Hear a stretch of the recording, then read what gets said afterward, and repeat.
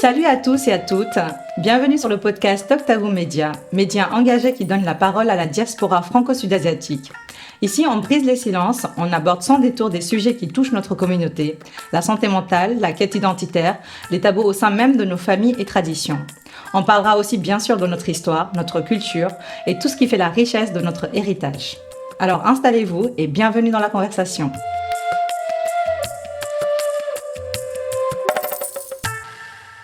Pour rappel, n'hésitez pas à nous suivre sur tous vos réseaux sociaux préférés et surtout, abonnez-vous au podcast sur les plateformes d'écoute. Alors, aujourd'hui, nous allons aborder la question de la représentation et de la diversité dans le milieu du spectacle, et en particulier dans le cinéma et la télévision. Et ce que c'est être un acteur ou une actrice issu de la diversité minoritaire, ici en l'occurrence sud-asiatique, en France. Et aujourd'hui, nous recevons Mukit Abdulhamid, un jeune Français d'origine bengali, 22 ans et acteur. Bonjour Mukit, comment vas-tu ? Bonjour, ça va et toi ? Super, merci. Merci d'être là aujourd'hui et de nous parler de ton parcours. Pour vous mettre un petit peu de contexte, nous savons aujourd'hui que le milieu de l'industrie du cinéma s'élargit et prend de l'ampleur en France. Il y a de plus en plus de confessions différentes et la France étant multiculturelle, la représentation des minorités et en particulier des acteurs issus de la diversité reste vraiment insuffisante et même voire carrément stéréotypée. Les acteurs sud-asiatiques en particulier parfois se retrouvent dans des rôles où leur identité ethnique est mise en avant de manière réductrice, sans une vraie prise en compte de leur histoire, de leur culture ou de leur spécificité individuelle. Et on peut se rendre compte que la représentation, elle est très très mince et que en grandissant, on n'a pas eu vraiment de modèle qui nous a aidé à forger une meilleure image de nous. Et aujourd'hui, nous allons parler un peu plus en profondeur avec Mukit. Et donc, tout d'abord, est-ce que tu pourrais te présenter de la manière dont tu souhaites ? Ouais, moi je m'appelle du coup Mukit, je suis né en France, à Saint-Denis, et je suis d'origine bangladaise des deux parents. Et puis ça fait 5 ans que je suis comédien.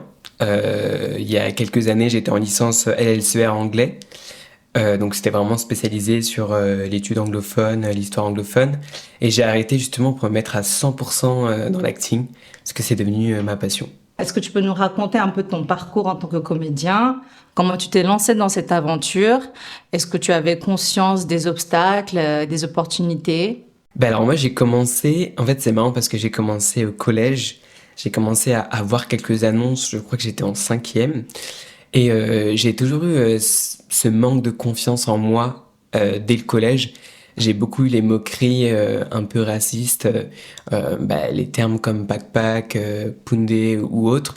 Et je me sentais vraiment mal à cette époque parce que je savais pas non plus ce que je voulais faire plus tard comme métier, parce qu'on nous pose souvent la question, comme le brevet arrive, on te met déjà la pression, alors qu'en fait, dès que tu rentres chez toi, tu regardes des dessins animés, t'es pas habitué à penser à ce que tu vas faire plus tard. Et on nous conditionne beaucoup à ça, et moi j'avais jamais cette confiance en moi. Je voyais que les autres l'avaient, et ceux qui avaient une forte personnalité m'écrasaient entre guillemets, parce que moi je me sentais pas à l'aise et je me laissais beaucoup faire. Ça veut dire que quand on m'insultait ou qu'on me faisait des remarques racistes, je savais pas quoi dire. Je rentrais chez moi, je pleurais, et puis c'est reparti pour une journée un peu similaire. Mais là où je me sentais épanoui, c'était les cours. Et j'étais un peu jaloux des autres parce qu'ils se sentaient bien dans leur peau. T'avais l'impression qu'ils étaient tellement à l'aise. Et j'avais Facebook à ce moment-là. Et je me baladais sur Facebook. Je suis tombé sur quelqu'un de ma classe qui avait fait un tournage quand elle était petite. Et je m'étais dit, j'aimerais trop essayer pour me sentir vivant.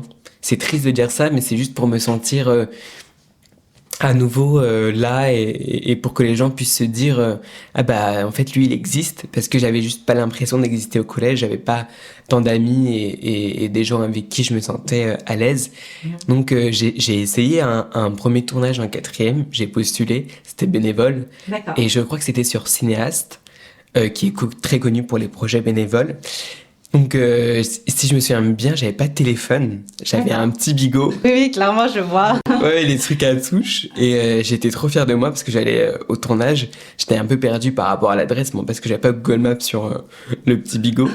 Du coup, tu sais, j'ai enregistré la carte dans ma tête. Je me rends sur le tournage. C'est un court-métrage, je crois, bénévole, dont j'ai jamais eu de nouvelles. J'ai fait le projet. Et j'avais pas l'impression qu'on me respectait tant que ça. Tu sais, t'avais l'impression... Après, j'étais très jeune aussi. J'étais là en train d'attendre. Mais moi, j'étais trop heureux. J'étais dans ma bulle. Et on me disait de jouer. Je jouais, tu vois. Et avant d'arriver sur le plateau, j'avais même appelé mon beau-frère et ma sœur pour leur dire bah là, je fais un tournage. Je suis trop content et tout. Et quand je suis rentré, j'étais en même temps satisfait, mais en même temps non. Et je m'étais dit, je pense pas que le cinéma soit seulement ça, parce qu'en fait, j'ai pas passé non plus la meilleure expérience de ma vie, mais le fait de commencer et de pouvoir avoir une réponse, bah, j'étais content. Du coup, j'ai fait le tournage et comme ça, j'ai continué de postuler au fil du temps. Après, j'avais des études à côté, j'avais le brevet qui arrivait et tout. Et pour me sentir plus à l'aise à l'école aussi, j'étais devenu délégué et j'avais besoin de me sentir important. Du coup, ça me permettait de parler aux gens, de dire aux gens, bah t'inquiète, je vais te défendre, alors qu'en fait, on peut pas trop faire ça dans les conseils de classe. Et je me sentais très à l'aise avec les professeurs. Et au fil du temps, j'ai commencé à prendre confiance en moi. Et là, j'ai commencé à faire des petits projets bénévoles à droite à gauche. Arrivé au lycée, pareil, j'ai fait ma première figure rémunérée quand j'étais en seconde. J'étais trop content. En plus, c'était un film bengali. D'accord. Et ce qui est marrant, c'est que c'était pas une si bonne expérience parce que, je vais pas dire les noms, mais l'acteur bengali, quand je lui ai dit, parce qu'il n'y en avait pas du tout en France à ce moment-là, j'en connaissais pas du tout, même d'actrice. Et je lui ai dit, ouais, je suis trop content que tu sois bengali et tout. Il s'est retourné, il m'a regardé, il m'a fait, et il s'est retourné. Je l'ai trop mal pris parce qu'on n'est pas beaucoup en France à être dans le milieu artistique. Oui, et tu t'attendais à avoir un mot d'encouragement ou de reconnaissance ou qu'il y a un rapprochement au moins culturellement parlant avec l'autre. Mais c'est vrai que c'est pas souvent évident, ça c'est sûr. Alors, du coup, toi, tu as commencé de manière totalement bénévole et tu n'as jamais pris de cours. Non. Mais à ce moment-là, quand j'ai commencé, j'avais jamais pris de cours. Donc là, ça fait 5 ans et pendant les 3 premières années, j'avais jamais pris de cours. Et je me suis formé grâce au projet bénévole. C'était pas évident parce qu'en même temps, tu sais, dans les projets bénévoles, on te dirige pas forcément. Oui. Donc ça veut dire que t'es livré à toi-même. C'est ça. Donc tu vois, tu joues et tu sais pas si c'est bien ou pas. T'as pas vraiment de retour en fait. Exactement, parce que t'as plus l'impression... Parfois, il y a des tournages où j'avais plus l'impression d'être un devoir. Tu sais, t'arrives et techniquement, c'est vrai que t'es un peu d'un côté leur devoir parce que t'arrives en plein milieu de l'année et eux, ils ont besoin de faire un projet pour valider leur année. C'est vrai. C'est un peu une sorte d'examen, tu vois. Quelque part, ça fait du bien aussi parce que Oui. toi, en tant qu'acteur, ça te permet de t'exercer, de parler du coup avec toute la production, le réal, toute l'équipe, de connaître les différents aspects en fait du métier et de te former sur le terrain. C'est la meilleure chose qui peut t'arriver en tant qu'acteur. C'est ça. Vraiment. Et est-ce que quand tu as commencé, tu avais vraiment conscience des obstacles que tu pouvais avoir? Mais non, je me suis fait avoir justement parce que je m'en suis jamais rendu compte parce que tu sais, j'ai commencé, j'étais un peu naïf et tu sais ce truc de racisme ou le fait d'être stigmatisé ou autre, tu le sens pas quand t'es petit parce que moi j'avais l'habitude, je pense que toi aussi, qu'on nous fasse des remarques crues, c'est-à-dire qu'on nous dise pack et tout de manière assez libre, genre tu sens le curry et tout. Et quand t'arrives dans le cinéma, c'est dissimulé, c'est pas des remarques, c'est autre chose dans le cinéma. Pour ma part, j'ai plus ressenti ce truc un peu de condescendant, en fait. Par exemple, c'est plus une question un peu d'énergie, la façon dont on va te regarder, la manière dont on va t'approcher, c'est dans les gestes, c'est très subtil. Ça te permet déjà de comprendre ce qui se passe. Par exemple, je suis venue en France, je ne connaissais ni la langue, je ne parlais pas, j'avais 10 ans. Les gens me parlaient dans une langue qui m'était totalement étrangère et du coup, j'ai essayé de comprendre les choses par le langage corporel. C'est comme ça que je comprenais. Et je trouve qu'il y a cette subtilité-là à avoir dans le milieu du cinéma parce que tout est très délicat. Et je sais aussi que les gens dans ce milieu-là peuvent être très susceptibles parfois. Et donc, faut prendre beaucoup de pincettes et il faut savoir ce que tu fais, comment tu fais, est-ce que tu mets les pieds dans les plats ou pas. Donc, ça peut être quand même assez compliqué. Et donc, toi, tes premières difficultés, ça a été le fait de ne pas savoir, en fait, où commencer. Ouais, parce que tu vois, mon premier rôle, Oui. j'étais au lycée et quand j'ai reçu le mail, j'étais trop content. Et en fait, c'était pour faire un vendeur de roses. Et mais quand je dis que oui, c'est bon pour moi et tout, et j'avais pas compris parce que dans l'appel, il disait « Est-ce que ça te dérange et tout ?» Je comprenais pas pourquoi il me demandait ça. Donc, je suis allé au tournage et tout. Et là, je comprends qu'en fait, il a envie que je fasse un accent. Et en fait, le vendeur de roses, il est à l'extérieur de la boutique et il passe juste et il voit le serveur au loin. Et il dit, juste, tu sais, je lève la main, je sais plus ce que je fais, vous voulez une rose? Et je crois que je fais un petit accent. Et moi, j'étais quand même content parce que, tu vois, je tournais et tout. Et je fais ça, mais j'ai pas eu une once de reconnaissance. Pendant le tournage, je me suis dit, je me déplace pour un petit rôle, c'est bénévole, je fais l'accent et tout, et je m'en rendais pas compte, mais c'est là où je me suis dit, dans le milieu du cinéma, ce qui est marrant, c'est que tu fais des projets bénévoles et les gens ne sont pas reconnaissants alors que tu viens, tu te déplaces, t'es pas Exactement. défrayé. Tu commences, t'as pas beaucoup de moyens et tu le fais sur ton temps libre. C'est toujours très compliqué en fait pour l'acteur. Je trouve qu'il y a énormément de sacrifices qu'il fait, même pas la reconnaissance qui est entre guillemets pour moi la base pour un acteur qui donne de sa personne. Et c'est vraiment un travail invisible qui se fait et on se rend pas compte de tout le travail qu'il y a derrière. Et c'est vrai que si on peut avoir au moins ça, même si on n'est pas encore rémunéré, ça fait déjà plaisir parce que c'est encourageant en fait dans ce sens-là. Ouais, juste merci quoi. Oui, ça c'est vrai. Et du coup, en fait, toi en grandissant, est-ce que tu t'es senti représenté dans les films que tu voyais à la télévision ou pas du tout? Quand j'étais petit, j'avais pas Gulli. Ce qu'on avait, c'était dans le balcon un satellite. D'accord. Et on avait les chaînes un peu du monde entier. Oui. Et souvent, moi, je regardais des dessins animés britanniques ou bien des séries un peu britanniques comme Doctor Who.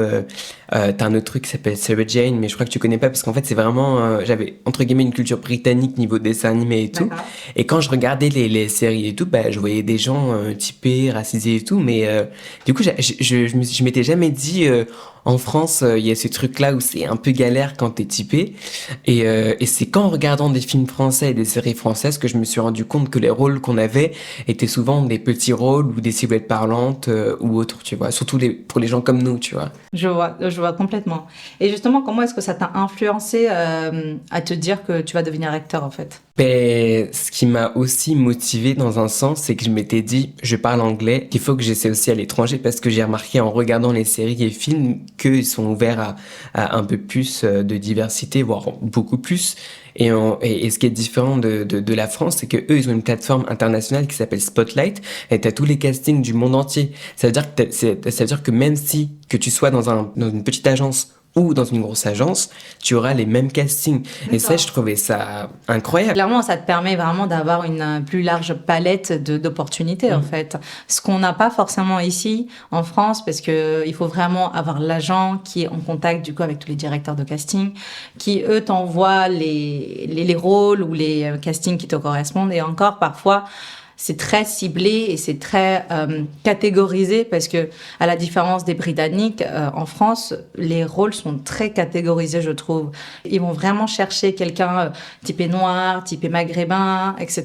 pour un rôle donné. Alors qu'en Angleterre, ils ont peut-être écrit un script, un personnage, mais n'importe qui peut l'interpréter. Il n'y a pas besoin forcément d'une ethnie ou personne de couleurs différentes.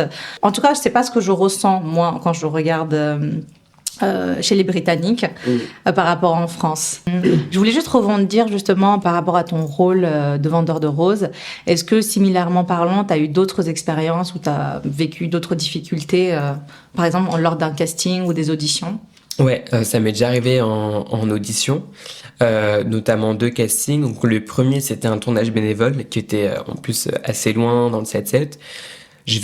J'arrive au casting, donc moi je fais ma scène au fil du temps, et là ils étaient 3, la fille fumait dans le balcon, et lui me demandait si j'étais capable de courir les fesses à l'air pour la scène. Je m'étais dit peut-être que c'est quelque chose qu'il souhaite avoir pour le tournage. Moi j'ai répondu non parce que j'étais pas à l'aise et que j'avais à peine 17-18 ans, donc c'était différent, puis il faut un coordinateur d'intimité, c'est tout un tas de facteurs à avoir sur le tournage. Bien sûr. Et là, je sentais qu'ils me prenaient pas au sérieux les 3. Et ils commençaient de temps en temps à avoir des petits rires. Et à un moment donné, ils me demandent de faire l'accent chinois, comme ça. Et moi, je comprenais pas et j'ai essayé de le faire, mais je leur ai dit, j'arrive pas du tout, je sais pas le faire et je me sentais pas le faire parce que j'en avais pas du tout envie au fond de moi. Mais quand on te prend au dépourvu comme ça pendant un casting, tu te sens, je sais pas, tu te sens trop comment on dit ça? Tu perds tes moyens un petit peu. Il y a aussi cet aspect-là de est-ce que je dois vraiment le faire? Et je pense que en tant qu'acteur, on est tellement conditionné en se disant il faudrait vraiment que j'ai ce casting-là parce que c'est pas souvent qu'il y a des opportunités. On veut vraiment faire des rôles parce qu'on veut jouer. On pose pas assez la question de qu'est-ce que je suis prête à faire? Qu'est-ce que je peux faire? Qu'est-ce qui est aussi moralement et puis même d'un point de vue un peu plus large. Même si on dit que l'acteur peut tout jouer, ça dépend des contextes. Ça dépend de beaucoup de facteurs différents. Sachant que, par exemple, là, toi, tu étais quand même une personne d'origine sud-asiatique, on te demande de faire l'accent chinois. Je trouve ça, par exemple, déplacé. Et je trouve ça malvenu, par exemple, de la part des personnes qui t'ont reçu en casting. Parce que du coup, ils ont peut-être pas assez lu ton profil, ils ont peut-être pas bien cerné qui tu étais, et ils se sont dit, comme une personne issue de la minorité, on peut lui faire tout et n'importe quoi. Et donc, c'est aussi nous stigmatiser, c'est aussi nous mettre dans des cases dans lesquelles on n'a pas envie d'être, en fait. Mais c'est vrai que quand on n'a pas ces consciences-là, c'est un peu plus difficile et de répondre à ça. Et qu'est-ce que t'as fait concrètement? C'est là où ça s'est débloqué un peu. J'ai commencé à voir la différence. J'ai commencé à voir les différences. Et je me suis senti mal parce que quand tu lisais le scénario, tu voyais qu'en fait, j'avais pas besoin du tout de faire l'accent chinois. Et ils se sont amusés à rigoler juste après que j'ai fait l'accent. Et je me suis senti mal quand je suis parti. Je m'étais dit, j'ai fait tout ce trajet pour ça. Je sais que je vais pas être pris. Et pourtant, ils m'ont fait faire des choses où je me suis senti humilié. En fait, tu te sens humilié. C'est vrai que ça, c'est aussi des réalités de l'acteur qu'on n'en parle pas assez. C'est que il y a des choses, en tant que personne étrangère, en tant que minoritaire, on se dit, mais est-ce que je devrais faire, je devrais pas faire, où est ma limite? C'est très difficile et ça, par exemple, ce que tu as vécu, c'est très subtil et implicite. Et du coup, on se rend pas compte parce que c'est pas frontal. C'est pire, je trouve. Parce qu'après, tu te blâmes et tu t'en veux parce que tu te dis, mince, j'aurais peut-être pas dû ou j'aurais dû dire ça. Mais tu sais pas sur le coup comment tu vas réagir. T'es bloqué. Oui, t'es paralysé et tu te dis, bon, je vais le faire parce que c'est ce qu'on me demande. Et puis, voilà. C'est une des réalités des acteurs que je trouve un peu touchy, qui peut parfois être un peu compliqué à gérer, en fait, si on n'a pas bien défini les choses. Si on se connaît pas non plus et qu'on se dit aussi que c'est pas un métier où je vais vendre mon âme, entre guillemets, c'est aussi respecter ses principes. Clairement, là, c'était vraiment du racisme banalisé. Et comme on n'a pas les outils pour comprendre que c'est du racisme banalisé, on sait pas répondre. Est-ce que tu t'es déjà senti invisible ou exclu dans ce milieu de l'industrie du cinéma et est-ce que tu pourrais nous raconter un épisode où tu as vécu du racisme ou des préjugés de manière ouverte? Moi, ça a été là. Je sais que sur un casting l'année dernière, étant donné que maintenant je m'en rends beaucoup, beaucoup plus compte, suite à l'expérience et aussi parce que j'en parle autour de moi et que les gens me disent, ça c'est pas normal, ça aussi c'est pas normal, et tu te rends compte qu'en fait tout ce que t'as vécu, c'était mal et tu te sens mal maintenant, 2-3 ans après, alors que c'est pas de ta faute, tu vois, mais ça revient et des choses comme ça qui reviennent. C'est triste, mais c'est la vie. Et tu vois, le casting que j'ai fait l'année dernière, j'arrive au casting, c'était pour un petit rôle, j'étais trop content et tout. Et c'est pour jouer le rôle d'un livreur. Et je fais le texte et tout. Et je lui avais dit que j'étais bangladais, que je parlais couramment. Et là, elle m'arrête, elle me dit, est-ce que tu peux faire l'accent bangladais? Sauf que, moi, je lui ai dit, je sais pas, je vais essayer. Et sur le moment, je m'en rendais pas compte. Et je sentais que je me sentais trop mal. Et quand je l'ai fait, je dis, j'y arrive pas. Je suis désolée, j'arrive pas. Et quand je suis sortie, ça remonte, mais j'ai pleuré parce que je me suis dit, ça fait trop longtemps, désolé, j'ai envie de pleurer, mais non, je t'en prie, y a pas de souci, je comprends. C'est horrible, en fait, t'essaies tellement pendant des années et des années, et les gens, ils prennent tout à la légère, tu vois. Et ce qui est encore plus triste, c'est quand... Désolé. Non, franchement, je t'en prie, je comprends totalement. En fait, c'est tellement des années où tu te dis, putain, pourquoi j'ai fait ça? Alors qu'en fait, t'as fait ça parce que t'as vraiment envie d'être acteur et que t'as envie de réussir. Et tu fais ce genre de choses, pourtant, c'est une casse qui fait, c'est peut-être pour une série payée et tout, tu vois, et quand je m'étais retrouvé à faire la figure sur la série. Et je me sentais mal aussi, je me suis dit, putain, en vrai, heureusement que j'ai pas été pris, mais Mais après, quand j'en ai parlé à mon ancienne agent, elle m'a dit, je suis vraiment désolée qu'a été fait ça et tout. Et j'avais même fait une story Insta, pas pour montrer ça aux gens, mais juste pour moi me dire, ben maintenant, je le vois et je le dis. Bien sûr. Je le crie pas sur tous les toits et maintenant, je le revendique moins parce que je me dis, j'en parle à mes proches et quand on parle autour de soi, parfois les gens ne comprennent pas et te disent, oh, ça y est, tu fais trop la victime ou autre, tu vois, et tu te dis, les gens vont jamais te comprendre tant qu'ils ne vivront pas la même chose. Et c'est vrai, dans la vie, parfois tu racontes des choses que t'as pu vivre et les gens ne comprennent pas tant qu'ils ne le vivent pas. Et s'ils le vivent jamais, ben ils le comprendront jamais. Non, non, c'est vraiment super touchant, merci. Je comprends totalement. En fait, je pense que c'est vraiment le sentiment d'être humilié et de rabaisser, d'être rangé à moins que rien, d'être rangé relégué vraiment dans cet esprit d'invisibilisation et qu'on n'a pas d'importance. Je crois que c'est ça qui fait le plus mal. Je pense que c'est pas tant en tant que c'est pas grave, en fait, je peux bien faire ton livreur, je veux bien faire ton vendeur de roses, je veux bien faire, si tu veux, même la prostituée, etc. C'est vraiment pas le problème. Moi, je pense que c'est la manière dont on est traité, la manière dont on nous dit de faire les choses, la manière dont on nous accueille, en fait. D'un autre côté, c'est aussi comme si ils nous voyaient que comme ça, ils nous voyaient pas comme des personnes à part entière, ayant toute une histoire, des racines, toute une culture. Et c'est souvent mis dans des amalgames de « Ah, ils viennent de là-bas, ils sont comme ça ». C'est vraiment très succinct, alors que nos histoires sont riches, on a quand même des envies et des désirs comme tout être humain. Il n'y a pas de différence là-dessus. Et je pense que c'est ça qui touche le plus. Moi, je me suis rendu compte quand j'ai fait ma première année d'école de théâtre. C'était vraiment très, très dur parce qu'on m'a tout de suite dit oui, le théâtre c'est pour les élites, faut être vraiment bon, faut vraiment avoir du talent, sans quoi on peut pas réussir. Et implicitement, j'ai aussi vécu beaucoup de distanciation, c'est-à-dire que étant donné qu'on était trois personnes, j'avais deux autres copines qui étaient africaines et moi j'étais la seule bengali, on sentait la différence de traitement entre les autres et nous en fait. J'avais aucune importance dans les rôles que je jouais. Et c'était littéralement les personnes blanches qui jouaient les premiers rôles, en fait.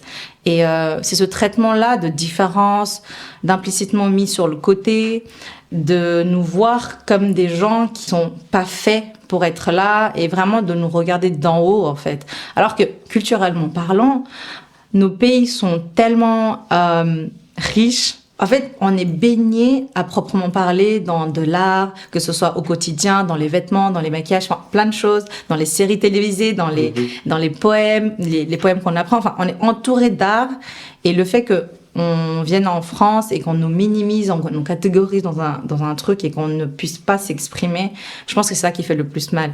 Et dans ton exemple à toi, dans cette anecdote-là où tu t'es senti rabaissé, humilié, je pense que c'est parce ils n'ont pas su voir qui tu étais, ils n'ont pas su l'exploiter et ils t'ont pas traité comme tu avais besoin d'être traité, en fait, comme un acteur, comme un professionnel. Et c'est vrai que c'est comme ça aussi pour beaucoup d'autres acteurs, pas que nous. Hein. Et c'est un problème qui est beaucoup plus général, je pense. Ça me touche vraiment beaucoup ce que tu nous as livré là. Et c'est important de se rendre compte de ça. Et que toi, tu t'es rendu compte. Et que, à l'heure actuelle, tu as pu mettre tes barrières. Et tu as pu mettre tes standards. C'est vrai qu'on est souvent mis dans des rôles secondaires et dans des rôles stéréotypés, dans des personnages stéréotypés. On n'avait pas accès à des rôles principaux, variés et complexes, comme si on ne pouvait pas le faire.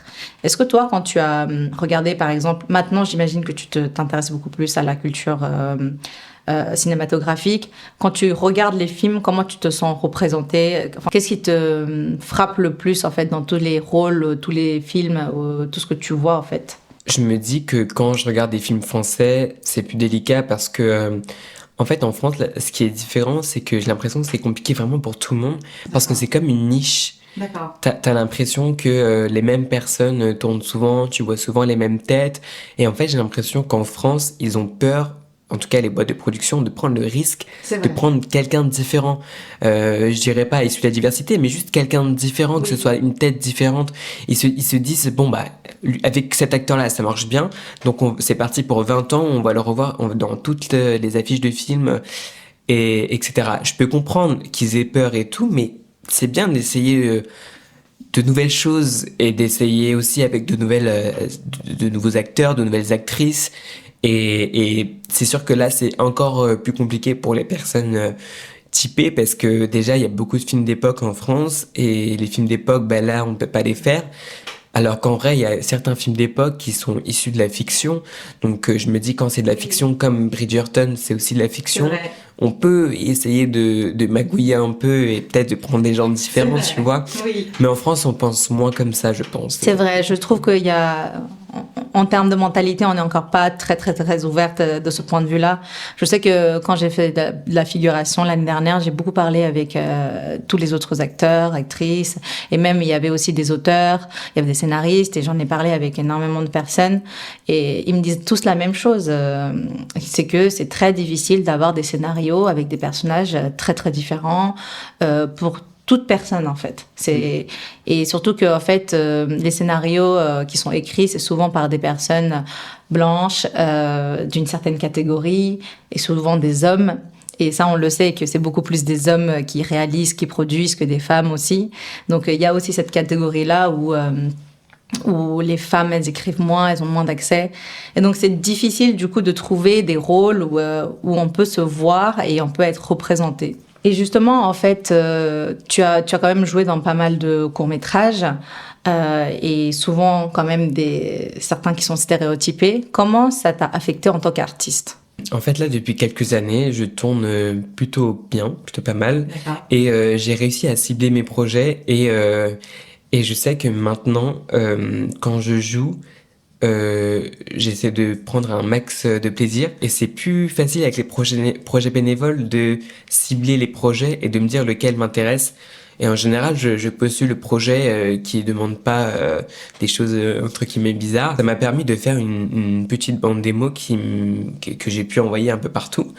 Et aussi, à côté, je me suis dit, bon, si ici ça prend du temps pour moi, je vais essayer à l'étranger aussi. Et ça m'a beaucoup aidé parce que l'année dernière, j'ai tourné donc 2 courts-métrages à Londres et un à New York. Et puis j'ai fait un court-métrage aussi pareil produit par le CNC l'année dernière. Si c'était venu voir en projection. Et donc je suis très fier parce que cette histoire signifiait beaucoup de choses et représentait l'histoire de beaucoup de gens qui viennent en France.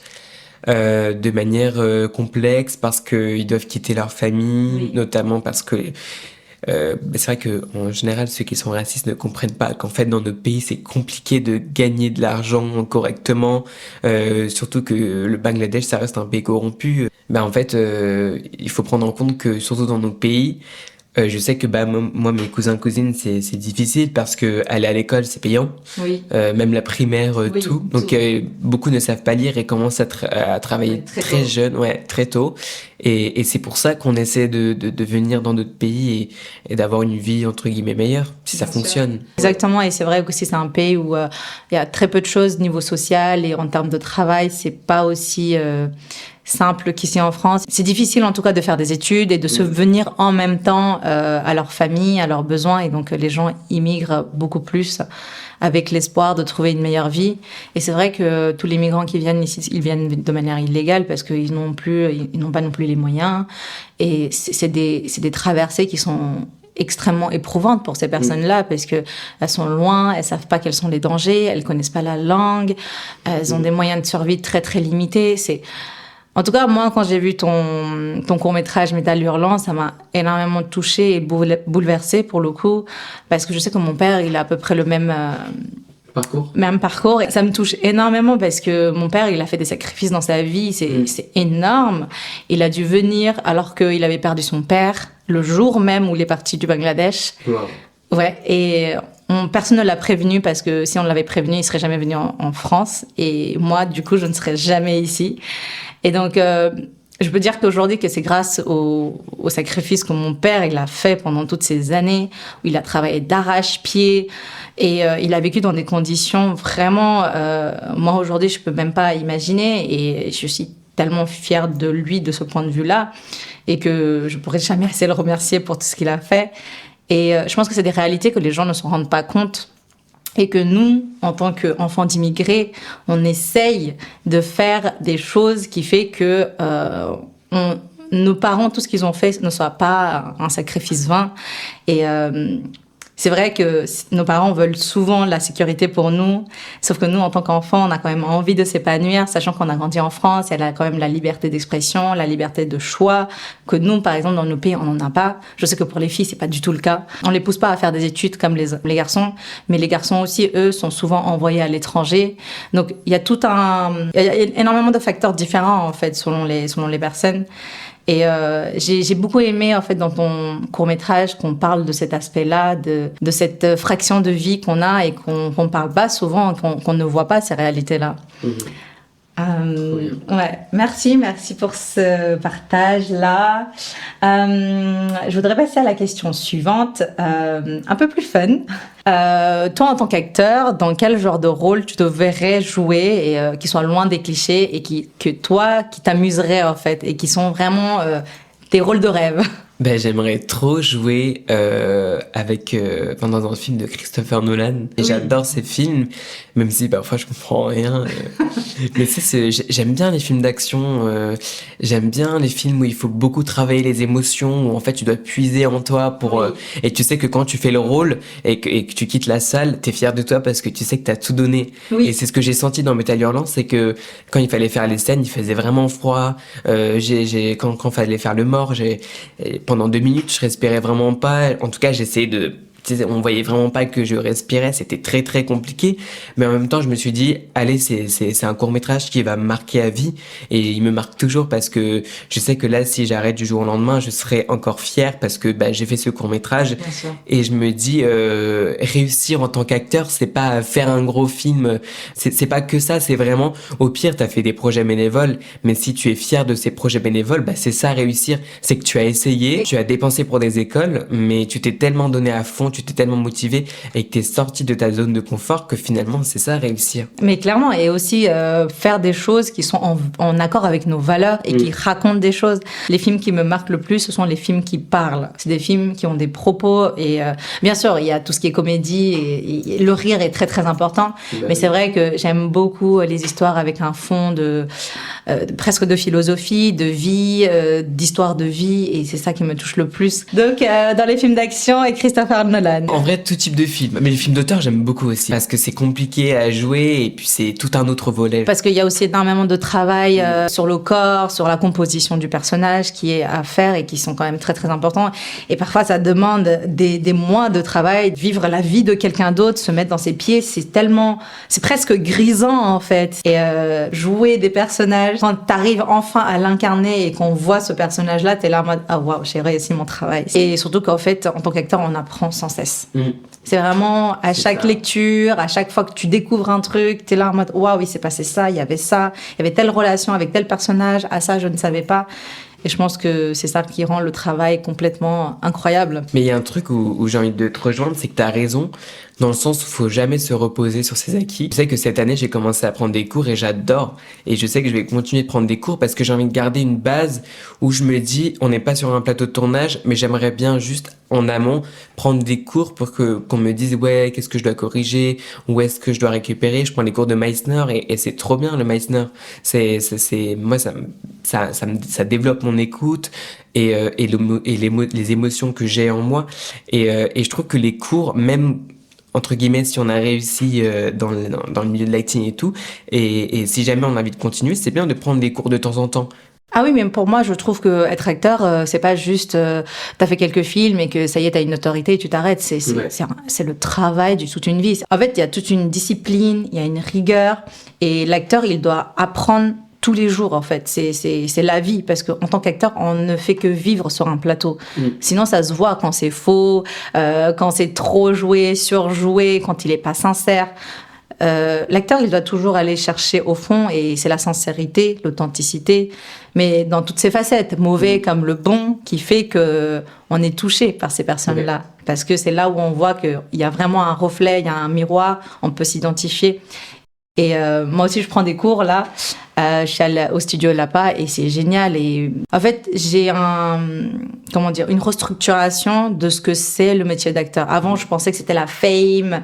Enfin, il y a quand même cet aspect-là en tant qu'acteur quand on est dedans, cet aspect-là de célébrité, de gloire, de l'influence. Mais au fond, quand on creuse et on se dit, mais qu'est-ce qu'être un acteur? Ben, c'est totalement autre chose, en fait. C'est vraiment d'aller chercher qui on est au fond, c'est de faire des expériences, de vivre et revivre sans cesse. Je sais que c'est un milieu quand même très difficile, où il faut attendre beaucoup plus que tu n'as d'opportunités. Tu es quand même face à beaucoup de rejets. C'est souvent des non que des oui. Pour centaines de non, c'est un oui. Et c'est un métier où il faut beaucoup d'endurance, de foi et de passion. Est-ce que tu pourrais nous raconter un petit peu les moments de doute et des découragements par lesquels tu es passé? Moi, j'ai eu beaucoup de doutes, je dirais les 4 dernières années, mais pas cette année ni l'année dernière. Parce que ce que j'ai remarqué, c'est que nous, en tant qu'êtres humains, que ce soit dans tous les domaines, on a tendance à toujours retenir le côté négatif de plein de choses. Et il faut se dire dans la vie que qu'il y a toujours ce côté positif. Et moi, ce qui me permet de plus douter, et les doutes que j'ai eu évidemment, c'est est-ce que je vais avoir le rôle, pourquoi je l'ai pas. Après, tu sais, tu vas regarder le casting, tu te dis il est plus beau que moi. Tu te compares tout le temps, t'as tendance à te comparer quand t'es comédien. Et alors qu'en fait, il y a pas de comparaisons qui sont valables parce que ça dépend pas de toi, ça dépend du réalisateur, ça dépend de la production, ça dépend de directeur de casting. Parfois, les directeurs de casting n'envoient pas même si t'as fait la vidéo, ils ne l'envoient pas. Ils vont pas te le dire parce que sinon c'est malhonnête de leur part, mais il y en a qui envoient pas parce qu'ils disent que c'est pas assez bien. T'as des réalisateurs qui peuvent te kiffer, mais là t'as la production derrière qui va te dire cette personne on va pas la prendre parce qu'elle est pas assez connue ou parce qu'elle a pas assez d'influence dans le métier. Ça peut être parce que t'as pas eu d'expérience avant, ou parfois ça m'est déjà arrivé de me retrouver à faire une pub, un casting pour une pub au tacos. Finalement ils prennent Mohamed Eni parce que voilà, il a une grosse influence et il a beaucoup d'abonnés. Et puis moi je me suis dit en fait ils m'ont fait faire le casting et lui ce qu'il a joué n'avait aucun rapport avec ce que moi j'avais fait dans le casting. Toi, j'avais fait un rap, lui il avait même pas fait de rap. Je me suis dit en fait on est dans un monde où là ils préfèrent les influenceurs alors que nous on paye des écoles, on fait des projets bénévoles, on galère à avoir l'intermittence, on fait des cachets à droite à gauche. Je me dis il y a des trucs à revoir un peu, mais bon ça je pense que c'est la vie. Et ce qui me permet de ne pas avoir de doute justement, c'est aller sur mon compte Insta et voir tout ce que j'ai fait depuis si longtemps. Oui. Et ça me motive, c'est comme mon CV. C'est une interface où tu te dis t'as fait tout ça, donc ne te rabaisse pas et ne perds pas confiance en toi. Waouh, c'est génial, vraiment, c'est super inspirant, je trouve, ce que tu fais. Et moi, personnellement, quand je vais sur ton Instagram, ça m'inspire aussi les moments de doute. Il faut vraiment se relayer aussi sur les autres et voir ce qu'ils font, mais dans le bon sens, avoir un bon prisme dans ce que tu fais. Par exemple, le fait que toi, vraiment, déjà, t'es le seul acteur bengali que je connais pour le moment. Et toi, la seule actrice bengali que je connais. J'ai aussi un autre, l'ami d'une copine récemment qui a joué aussi dans Délocalisé. Et par exemple, c'est une découverte et c'est la première fois que je vois un autre acteur bengali à l'affiche. Et donc, c'est génial. Mais c'est vrai que c'est aussi pour ça que je t'avais approché sur Instagram parce que j'ai été tellement étonnée. Mais vraiment, j'ai été super surprise et je pense que mon message sur Instagram, ça s'est ressenti quand je t'ai envoyé le message en me disant waouh, c'est la première fois je rencontre quelqu'un bengali en France et qui est acteur. On est nombreux mais on est invisibilisé et on se connaît pas, le réseau est petit et c'est difficile. Et parfois quand je vais sur ta page, ça me donne de la motivation, je me dis waouh, il a fait tellement de projets, ça me donne aussi la foi de me dire moi aussi je peux, moi aussi je veux. Ça me permet de nourrir mon ambition et garder aussi la petite flamme de la petite fille qui rêve et de ne pas l'écraser face aux difficultés et les moments de doute et de décourage qu'on peut avoir quand même. Moi, je sais que j'ai énormément eu de doutes parce que j'étais là en mode mais est-ce que c'est vraiment fait pour moi? Et moi, mon problème, ça a été vraiment la comparaison. C'est ça qui est quand même très dur. Et comme tu dis, souvent, ça se joue à rien. C'est quelqu'un qui n'a pas forcément... qui n'est même pas acteur, mais juste parce qu'il a des followers, c'est lui qui est pris et privilégié. Et c'est vrai que c'est la société d'aujourd'hui, on n'a pas le choix là-dessus. Oui. Mais là où, en tant qu'acteur, nous, on peut vraiment miser, c'est le travail. Je sais que mon coach, c'est ça qu'il dit, le travail. Les meilleurs acteurs, c'est pas parce que ils se sont endormis sur leur canapé, ils ont attendu un callback, le réel, etc. Non, c'est des gens qui ont bossé, et il y a que ça. Et moi, je me rends compte que toi, c'est pareil. Depuis, t'as commencé quand même très jeune. T'es quand même passé, tu t'es même pas formé, tu étais quand même amateur. Et quand je vois que tu as fait tellement de projets, mais moi ça me rend, je suis remplie de fierté. Clairement, je suis remplie de fierté de voir ton succès. Je vois aussi que parce que toi tu fais, ça crée de la représentation, ça crée de la visibilité. Et j'ai envie, moi aussi, de contribuer à ça. Donc, c'est vrai que quand on se raccroche à ce pourquoi-là, les doutes sont un peu moins présents et ça permet de relativiser, d'être un peu plus encourageant avec soi-même. Et c'est vrai que les moments de doute, c'est difficile, surtout quand on ne fait pas de projet. Et est-ce que toi, tu as vécu un peu ces moments de pause, de battement, et qu'est-ce que tu as fait ? Moi, c'est beaucoup arrivé où t'as des moments où t'as rien, et maintenant, au fil du temps, tu connais les périodes où ça tourne pas. Tu sais qu'entre janvier et en général mai, t'as toujours des castings qui tombent parce qu'ils te font de l'été. Dès qu'il y a du soleil, en fait, là, ça tourne. Et c'est vrai. L'hiver, c'est plus compliqué, par exemple, d'avoir des cachets quand t'es intermittent et tout. Et moi, ce qui me permet donc de garder toujours cette motivation, c'est quand je suis chez moi, j'essaie de postuler constamment.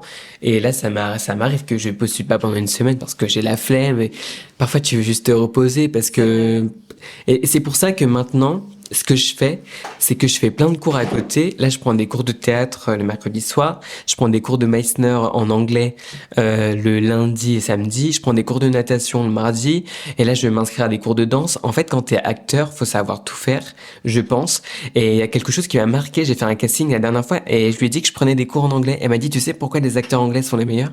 Elle m'a dit, parce qu'ils savent tout faire. Ils savent chanter, danser. C'est pour ça que les comédies, même si je suis pas fan des comédies musicales, quand tu regardes des comédies musicales, j'ai regardé Week-end, j'ai trop aimé, moi. Parce que là, il faut allier la comédie, les qualités vocales, corporelles. Enfin, en plus de ça, tu dois tenir un spectacle quand même pendant 1 heure, 2 heures, 3 heures. C'est des shows et il faut les recommencer, les représentations sur représentation. Donc, un acteur se doit d'être en forme et un acteur se doit d'explorer vraiment beaucoup d'activités. Il doit lire. Enfin, en fait, on se rend pas compte, mais un acteur, il s'arrête jamais. Et comme tu le dis si bien, les moments où c'est creux, tu passes ton temps à postuler, tu passes ton temps à te former, tu passes ton temps à voir d'autres arts aussi, que ce soit concerts, des poésies, des films, toutes sortes de choses qui peuvent t'inspirer et qui peuvent te nourrir. Et ça, c'est hyper important. Est-ce que tu penses que les attitudes envers les acteurs issus de la communauté sud-asiatique, elles ont évolué dans le milieu du cinéma ces dernières années? Je dirais que ça commence à changer. Je vois de plus en plus d'annonces par rapport à quand j'ai commencé. Cherche comédien indien, etc. Mais le problème, c'est que moi, quand je postule, en général, je suis pris pour des rôles qui ne sont pas mes origines. Et j'y peux rien, moi, parce que si je veux avoir des rôles, il faut bien que je postule. Et je suis pris pour des rôles, par exemple, pour des gens qui sont issus d'origine algérienne, marocaine, etc. Bon, moi je sais pas si je ressemble, mais on me dit souvent que je peux faire, que j'ai un visage multiculturel et que je peux faire plusieurs ethnies. Je sais que j'ai déjà joué un Amérindien, j'ai déjà joué des rôles qui ne demandaient pas forcément une origine spécifique. Et je sens que ça commence à changer, mais le truc qui est dommage, c'est que on nous considère pas comme asiatiques, alors que quand tu regardes la localisation de notre pays, il est bien au centre de l'Asie, tu vois. C'est un truc que je trouve dommage parce que quand ils te disent cherche comédienne asiatique, comédienne femme asiatique, tu te dis est-ce que je peux postuler ou c'est l'imaginaire collectif parce que asiatique, on a vraiment catégorisé comme étant chinois, japonais, vietnamien et encore. Quand on dit asiatique, on pense que à la Chine. C'est comme si tout le monde était chinois, alors qu'il y a énormément de pays, que ce soit le Vietnam, Laos, Philippines. Enfin, il y a toute la partie, l'Asie de Sud-Est, qui ne sont pas forcément prises en compte. Et c'est vrai que nous, quand on nous dit indien, et je reviens à ça, c'est que moi aussi, pendant très très longtemps, quand on disait asiatique, je savais pas si j'étais inclus dedans. J'avais vraiment ce truc de est-ce que je suis asiatique?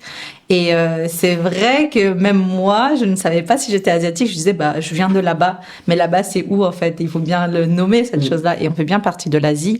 Sauf que ici en France, oui, on nous prend pas pour des asiatiques parce que c'est pas la vision qu'ils ont. Asiatique pour eux, c'est yeux bridés. C'est vraiment ça le cliché. Et alors que non, en fait, asiatique, ça veut aussi dire indien, pakistanais, Sri Lanka, bengali. Mais je pense que là, je le vois, il y a une effusion quand même, il y a un peu de fusion de toutes nos cultures et ça commence avec les réseaux sociaux, avec pas mal d'artistes aussi franco sud-asiatiques qui commencent à s'ouvrir et à prendre de la place dans le paysage culturel français. Et il y a quand même pas mal de représentations et moi, ça me donne de l'espoir, en tout cas pour l'avenir. Et je me dis, en fait, l'avenir, ça sera multiculturel. Là, il n'y aura pas le choix, en fait. On aura des rôles principaux. Et puis, même si on n'en a pas, je me dis, en fait, il faut les créer. Il faut les créer, il faut les inventer, il faut les réaliser. Et là-dessus, on n'a pas le choix parce que nos histoires méritent d'être écoutées, vues, entendues. Elles méritent vraiment d'être écrites, en fait. Et justement, est-ce que tu as des conseils à donner à des jeunes acteurs, actrices sud-asiatiques qui veulent se lancer dans ce milieu-là, mais qui se sentent justement limités par ces modèles ou d'opportunités? En fait, ça me rappelle un souvenir, parce que quand tu dis jeune, je repense au lycée où j'ai un prof qui s'était foutu de ma gueule parce que je lui avais dit que je voulais être acteur. Oui. Et il m'a dit, toi, acteur, et il a dit Bollywood direct. Je me suis dit, ok. Enfin, c'était gratuit. Et finalement, ça m'a motivé à me donner à fond. J'ai utilisé toutes les énergies négatives qu'on m'a données, toutes les remarques négatives qu'on a pu me faire pour prouver à ces gens que je le fais pour moi, mais aussi pour montrer qu'en fait, j'ai été capable de faire ça. Donc, ce que vous avez dit de moi était totalement faussé et qu'en fait, le talent, ça se travaille. Le talent, ça vient pas du jour au lendemain. La chance, elle se provoque. C'est-à-dire que tous les cours que tu vas faire, tous les courts-métrages bénévoles que tu vas faire, toute cette bande démo que tu vas construire, peu importe que tu payes ou pas, que tu payes les cours, que tu fasses des concours ou pas, tout le travail que tu vas fournir, un jour ou l'autre, ça va donner un vrai résultat. Tu vas avoir un vrai résultat. Et c'est là où j'ai envie de dire aux gens qui ont envie d'être artistes, qu'il faut prendre en compte le fait est que tu peux réussir, entre guillemets réussir, parce que ça veut tout et rien dire, dans 5-10 ans, dans 15-20 ans. T'as par exemple une actrice qui a joué dans Substance, qui m'a marqué, Demi Moore. Elle a gagné un prix au Golden Globe.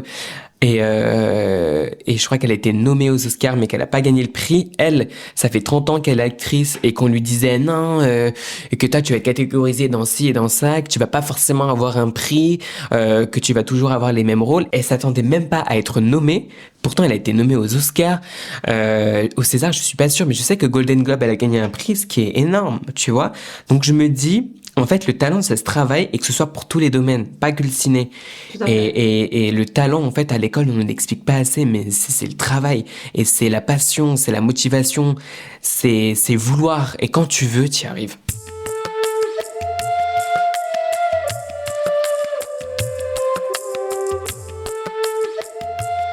Là, je suis totalement d'accord et c'est un très très beau message que tu nous donnes là.